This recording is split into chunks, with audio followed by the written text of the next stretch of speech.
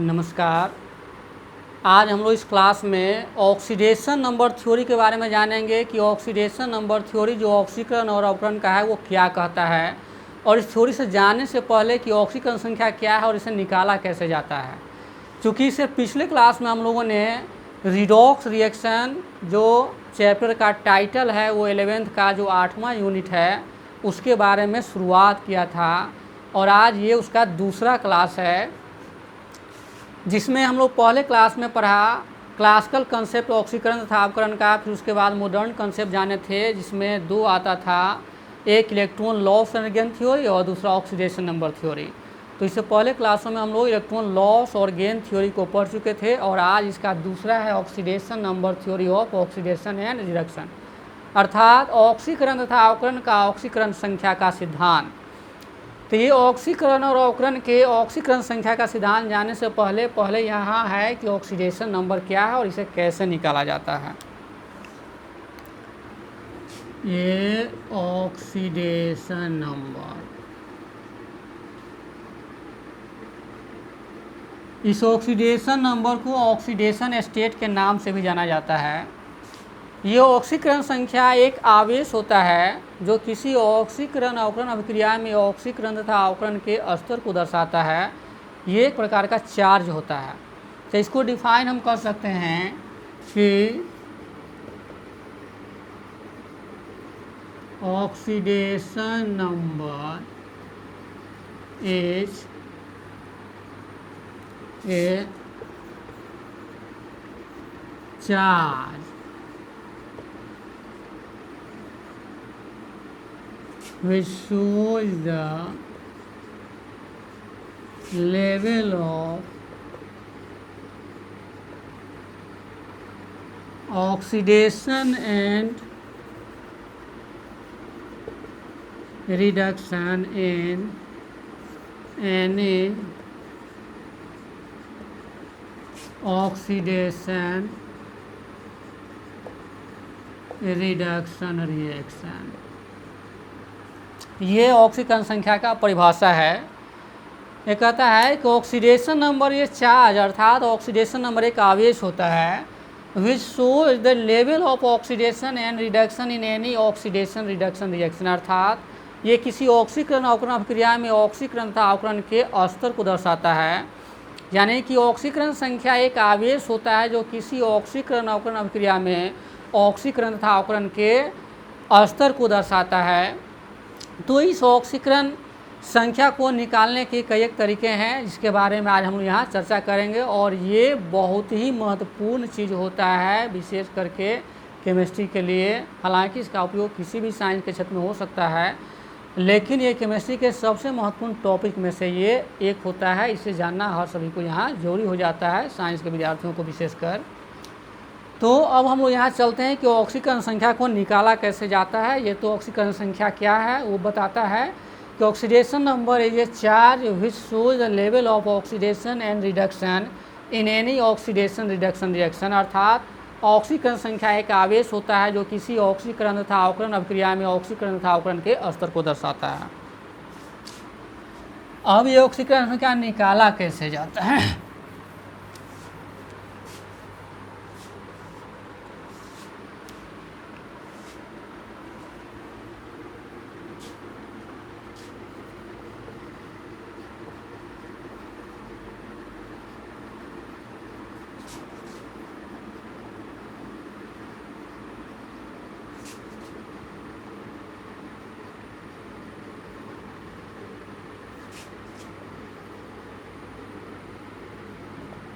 How to find oxidation number of any element, यानी किसी तत्व का ऑक्सीकरण संख्या कैसे प्राप्त करें। इसका कुछ नियम है। पहला नियम ये कहता है कि स्वतंत्र अवस्था में सभी तत्वों की ऑक्सीकरण संख्या का जो मान होगा वो 0 होगा। अब स्वतंत्र अवस्था में कैसे, मान लिए कि यहाँ पर ये कैल्शियम है तो इसका 0 हो जाएगा, ये नाइट्रोजन है तो इसका 0 हो जाएगा, ये हाइड्रोजन है तो इसका 0 हो जाएगा, ये अगर Br2 के रूप में ब्रोमीन है तो इस सब का 0 हो जाएगा। यानी कि स्वतंत्र अवस्था में सभी तत्वों के जो ऑक्सीकरण संख्या का मान होगा वो 0 हो जाएगा। तो इस प्रकार से पहला नियम को हम लिख सकते हैं कि in free state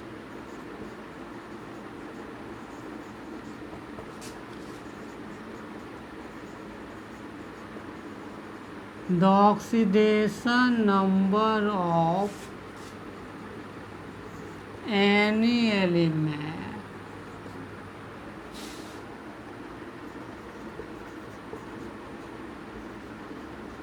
will be zero.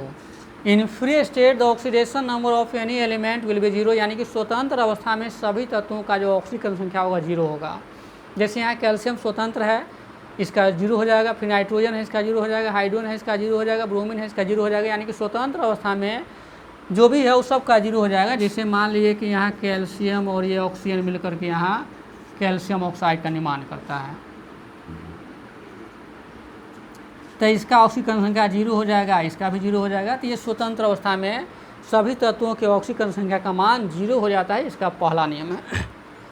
फिर दूसरा नियम कहता है कि कंबाइंड स्टेट में हाइड्रोजन की ऑक्सीकरण संख्या प्रायः +1 होता है। तो ये दूसरे नियम पर हम लोग चले। दूसरा नियम कहता है कि संयुक्त अवस्था में यानी कंबाइंड स्टेट में हाइड्रोजन की ऑक्सीकरण संख्या प्रायः +1 होता है। तो ये दूसरा नियम हो जाता है। इन combined state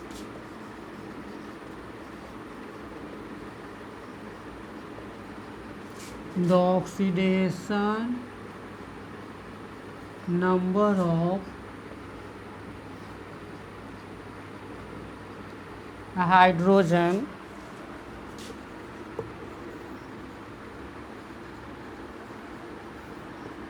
is generally +1। अर्थात संयुक्तावस्था में हाइड्रोजन की जो ऑक्सीकरण संख्या होता है वो +1 होता है। और संयुक्तावस्था क्या है? जैसे ये वाटर है तो यहाँ हाइड्रोजन कंबाइंड स्टेट में ऑक्सीजन के साथ, तो इसका ऑक्सीकरण संख्या +1 हो जाएगा। HNO3 नाइट्रिक एसिड है तो इसमें हाइड्रोजन का +1 हो जाएगा। H2SO4 सल्फ्यूरिक एसिड है, इसमें हाइड्रोजन का ऑक्सीकरण क्या +1 हो जाएगा। तो इस तरह से हाइड्रोजन अगर कंबाइंड स्टेट में रहता है किसी अन्य एलिमेंट के साथ कंपाउंड के रूप में, मॉलिक्यूल के रूप में, तो हाइड्रोजन की जो ऑक्सीकरण संख्या वो +1 हो जाता है। इसमें कुछ अपवाद भी एक्सेप्शन को अपवाद कहते हैं। कुछ अपवाद में है, जैसे धातु का जो हाइड्राइड है उसमें हाइड्रोजन का ऑक्सीकरण संख्या -1 हो जाता है। तो ये सोडियम हाइड्राइड में -1 हो जाएगा, लिथियम हाइड्राइड में -1 हो जाएगा, कैल्शियम हाइड्राइड में -1 हो जाएगा, सीजियम हाइड्राइड में -1 हो जाएगा। तो ये जो धातु का जो हाइड्राइड है उसमें -1 हो जाता है। तो ऐसा क्यों है, इसका पीछे भी कारण है। सोडियम एक आयन है। फिर अगला नियम कहता है कि किसी आयन की ऑक्सीकरण संख्या आयन पर वर्तमान आवेश के बराबर होता है। तो सोडियम एक आयन है, जब इसका +1 होता है तो इसका -1 हो जाएगा। फिर ऐसा क्यों? फिर एक नियम कहता है कि किसी भी यौगिक में जो भिन्न भिन्न तत्वों का जो ऑक्सीकरण संख्या है उसका योगफल 0 होता है। तो ये इस यौगिक में यानी कि सोडियम हाइड्राइड एक कंपाउंड है, इसमें जो हाइड्रोजन की ऑक्सीकरण संख्या होगी और जो सोडियम का जो ऑक्सीकरण संख्या होगा वो दोनों का योगफल 0 होगा। तो सोडियम एक आयन है, तो सोडियम एक आयन है तो प्लस आयन है, प्लस आयन है तो उसका ऑक्सीकरण संख्या उसको वर्तमान आवेश के बराबर होगा यानी +1 होगा। तो जब इसका +1 होगा तो इसका -1 होगा, तब तो 0 होगा। इसलिए यहाँ जो धातु के जो हाइड्राइड है उसमें हाइड्रोजन की जो ऑक्सीकरण संख्या है वो -1 होता है। लेकिन नियम कहता है कि in combined state the oxidation number of hydrogen is generally +1, यानी कि संयुक्तावस्था में हाइड्रोजन की जो ऑक्सीकरण संख्या है वो प्रायः साधारणतः +1 होता है।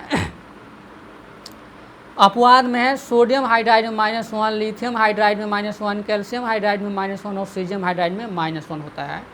चूँकि ये सब धातु आयन है और धातु जो आयन है उस धातु की जो ऑक्सीकरण संख्या है उसको वर्तमान जो आयन है उसके बराबर होता है, इसलिए यहाँ पर हाइड्रोजन का -1 हो जाता है। तो जो धातु के हाइड्राइड है अपवाद में वो हाइड्रोजन में उसमें माइनस हो जाएगा।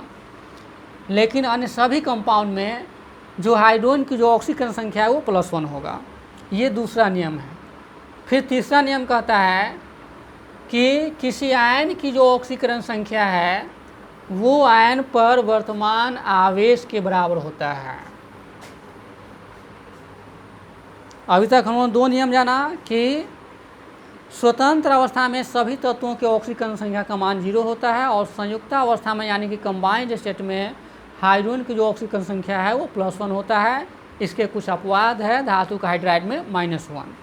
अब यहाँ तीसरा नियम कहता है, यानी कि तीसरा नियम है ऑक्सीडेशन नंबर कैलकुलेशन का, कि the oxidation number of ions are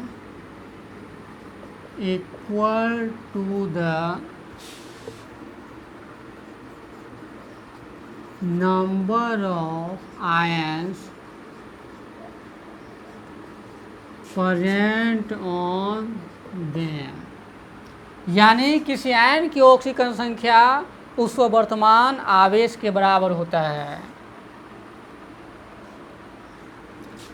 example में हम ले लेते हैं, जैसे ये सोडियम प्लस आयन है तो इसका +1 हो जाएगा। ये मैग्नीशियम +2 आयन है तो इसका ऑक्सीकरण संख्या +2 हो जाएगा। O-2 है तो इसका -2 हो जाएगा। फिर यहाँ अगर Cl-1 है तो इसका ऑक्सीजन संख्या -1 हो जाएगा। तो इस तरह से किसी भी आयन का जो ऑक्सीकरण संख्या है वो आयन पर वर्तमान आवेश के बराबर होता है। जैसे सोडियम पर +1 आवेश है तो इसका ऑक्सीकरण संख्या +1 हो जाएगा। मैग्नीशियम का +2 आवेश है तो इसका ऑक्सीकरण संख्या +2 हो जाएगा। ऑक्सीजन का -2 है तो इसका -2 हो जाएगा। क्लोरीन पर -1 है तो इसका -1 हो जाएगा। तो ये तीसरा नियम कहता है कि किसी आयन की जो ऑक्सीकरण संख्या है वो आयन पर वर्तमान आवेश के बराबर है। आयन पर जितना वो आयन उपस्थित है उसकी संख्या के बराबर होता है। तो अभी तक हम 3 नियम जाना, क्या क्या? स्वतंत्र अवस्था में सभी तत्वों की ऑक्सीकरण संख्या का मान 0 होता है। दूसरा, संयुक्त अवस्था में यानी कि कंबाइंड स्टेट में हाइड्रोजन की ऑक्सीकरण संख्या प्रायः +1 होता है और धातु के हाइड्राइड में -1 वो अपवाद के रूप में था। फिर यहाँ तीसरा नियम ये कहता है किसी आयन की जो ऑक्सीकरण संख्या है यानी कि ऑक्सीडेशन स्टेट वो उस पर वर्तमान आवेश के बराबर होता है। फिर ये चौथा नियम कहता है इसका कि संयुक्त अवस्था में ऑक्सीजन की जो ऑक्सीकरण संख्या है वो प्रायः -2 होता है। चौथा नियम, इन combined state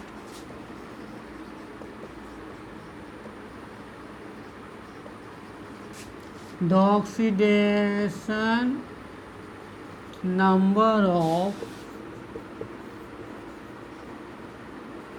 oxygen is -2। अर्थात संयुक्त अवस्था में ऑक्सीजन की जो ऑक्सीकरण संख्या है वो क्या हो जाएगा, आपको -2 हो जाएगा। यहाँ पर एग्जाम्पल ले लेते हैं। ऑक्सीजन यहाँ कंबाइंड स्टेट में है वाटर में, तो इसलिए ऑक्सीजन का ऑक्सीकरण संख्या -2 हो जाएगा। यहाँ भी ऑक्सीजन कंबाइंड स्टेट में है, इसलिए यहाँ ऑक्सीजन की जो ऑक्सीकरण संख्या होगा नाइट्रिक एसिड में वो -2 होगा। फिर यहाँ H2SO4 में -2 हो जाएगा, SO2 में -2 हो जाएगा। यानी कंपाउंड के रूप में जब अणु के रूप में ऑक्सीजन जब रहेगा कंबाइंड स्टेट में तो ऑक्सीजन का जो ऑक्सीकरण संख्या वो -2 हो जाएगा। इसमें भी अपवाद है।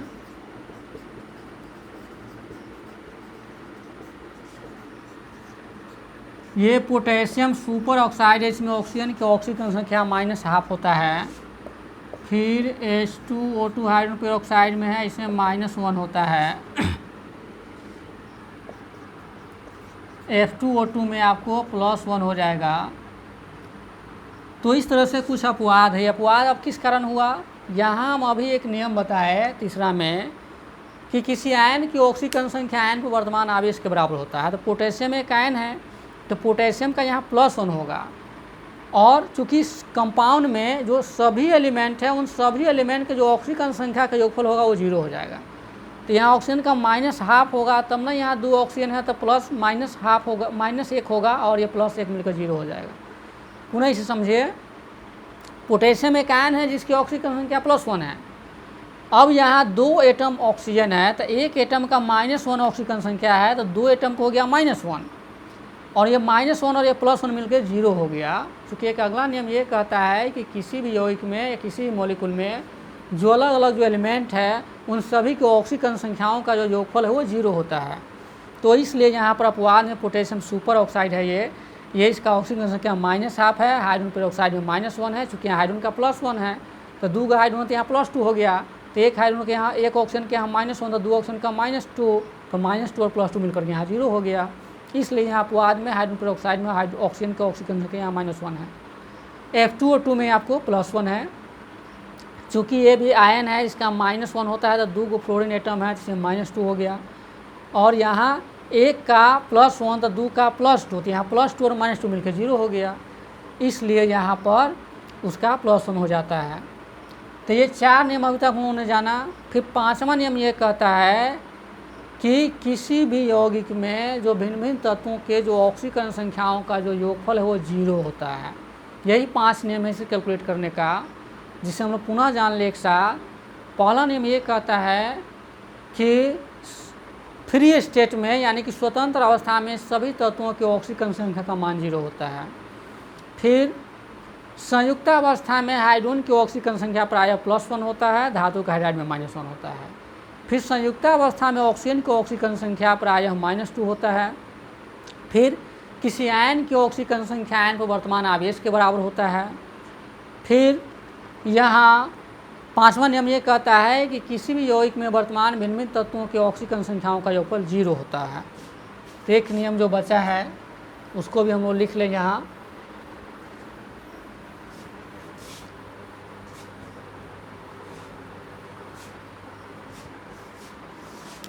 ये 5वां नियम है।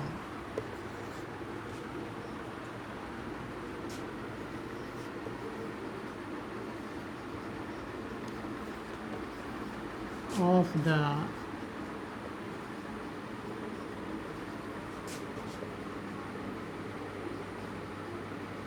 numbers of all the elements in a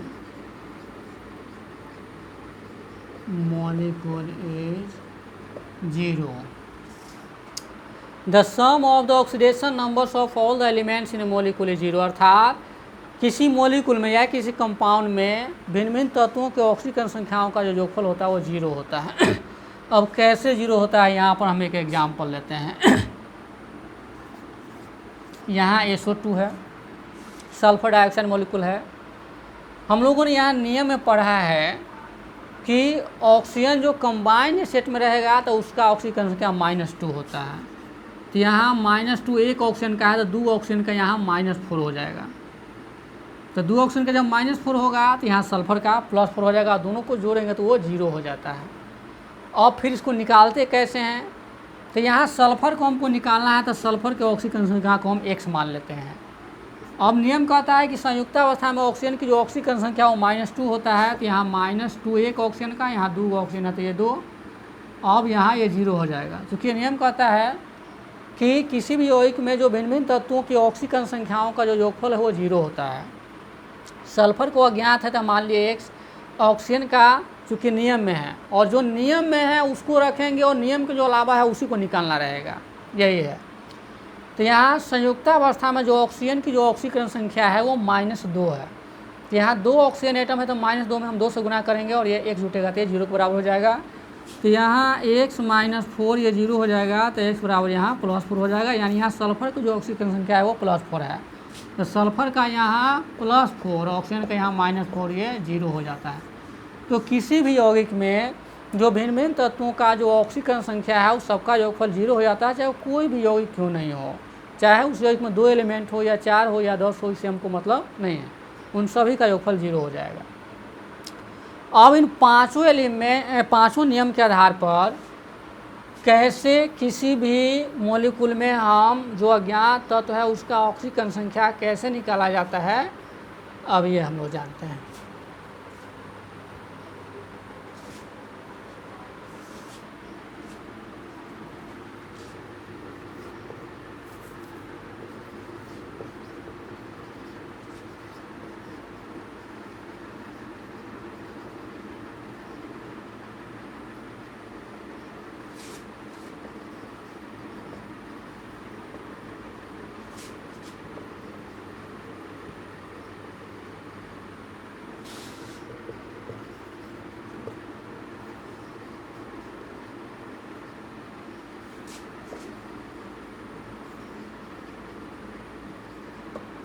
कहता है find oxidation number of the given elements in the following compounds, यानी निम्नलिखित यौगिकों में दिए गए तत्वों का ऑक्सीकरण संख्या निकाले। तो यहाँ कुछ हम एग्जाम्पल ले लेते हैं।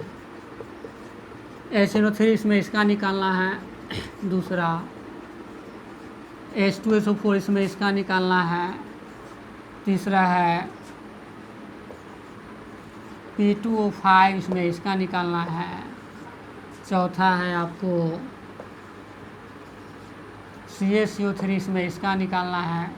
तो ये कुछ एग्जाम्पल है, 2-4 में हम लोग निकाल लेंगे तो सही में निकाल लेंगे।